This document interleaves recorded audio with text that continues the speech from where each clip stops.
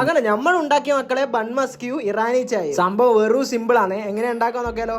എടുത്തു വെച്ച ബൗളിലേക്ക് ആവശ്യത്തിന് ബട്ടർ ഇടുക. ബണ്ണിന്റെ അളവ് നോക്കിയിട്ട് ഇട്ടാൽ മതി കേട്ടോ. അതിന്റെ അകത്ത് നിങ്ങൾ മധുരത്തിന് ആവശ്യമുള്ള മിൽക്ക് മെയ്ഡ് വെച്ച് കൊടുക്കും. എക്സ്ട്രാ നമ്മൾ മധുരം ഒന്നും ചേർക്കുന്നില്ല. നല്ല ഫ്ലേവർ ഇട്ടേ കുറച്ച് പാൽപ്പൊടി ഇട്ട് കൊടുക്കും. അതൊന്ന് നല്ലോണം ബീറ്റ് ചെയ്തെടുക്കുക. അവസാനം ഇങ്ങനെ ഒരു കൺസിസ്റ്റൻസി കിട്ടും. അതായി കഴിഞ്ഞാൽ ഒന്ന് മാറ്റി വെക്കുക. പിന്നെ ഒരു പാൻ ചൂടാക്കിയിട്ട് അതിന്റെ അകത്ത് കുറച്ച് ബട്ടർ ഇട്ട് കൊടുക്കും. എന്നിട്ട് നമ്മളെ ബണ്ണ് മുക്കാ ഭാഗം കട്ട് ചെയ്തിട്ട് പാനിലേക്ക് വെച്ച് കൊടുക്കുക. ബണ്ണ് ജസ്റ്റ് ഒന്ന് ചൂടാക്കാൻ മാത്രമേ വേണ്ടൂ. പറ്റുന്നതും നല്ല സോഫ്റ്റ് ബണ്ണ് എടുക്കാൻ നോക്കുക. അങ്ങനെയാണെങ്കിൽ മസ്ക ബണ്ണിന്റെ ആ കറക്റ്റ് ഫ്ലേവർ നമുക്ക് കിട്ടും. പിന്നെ നമ്മൾ ആക്കി വെച്ച ബണ്ണിലേക്ക് ആവശ്യത്തിന് ക്രീം തേച്ച് കൊടുക്കുക. പിന്നെ ബണ്ണിന്റെ പുറത്തും കുറച്ചും കൂടി ആയിക്കോ. അങ്ങനെ നമ്മളെ മസ്ക ബണ്ണ് റെഡി ആയിട്ടുണ്ട്. പിന്നെ നമ്മളേതായ ഒരു പരീക്ഷണം കൂടി നടത്തി. നമ്മൾ ആക്കി വെച്ച ക്രീമിന്റെ അകത്ത് കുറച്ചെടുത്തിട്ട് അതിന്റെ അകത്തേക്ക് ഒരു ഡയറി മിൽക്ക് വെച്ച് കൊടുക്കും. ഇതും നമ്മൾ നേരത്തെ ബീറ്റ് ചെയ്ത പോലെ എടുക്കുക. ആദ്യത്തെ ബണ്ണിന് സ്പ്രെഡ് ചെയ്ത പോലെ തന്നെ സ്പ്രെഡും ചെയ്ത് കൊടുക്കുക. നമ്മളേതായ ഒരു വെറൈറ്റി ആണ്. ഇതിനെന്ത് പേരിടാൻ പറ്റുന്നുള്ള കാര്യം ഒന്ന് കമന്റ് ചെയ്യണേ. ഇനി നമുക്ക് ഇറാനി ചായന്റെ കാര്യം നോക്കാം. ചായ ചെമ്പിലേക്ക് 1.5 കപ്പ് വെള്ളം ഒഴിച്ചു. അതിന്റെ അകത്തേക്ക് ആവശ്യത്തിന് പഞ്ചസാര, ചായപ്പൊടി, പിന്നെ പട്ട, ഗ്രാമ്പു, ഏലക്കായി ഇട്ട് കൊടുക്കുക. ഈ 1.5 ഗ്ലാസ് വെള്ളത്തിനാ 1 ഗ്ലാസ് വെള്ളമാക്കിയിട്ട് മാറ്റി. പിന്നെ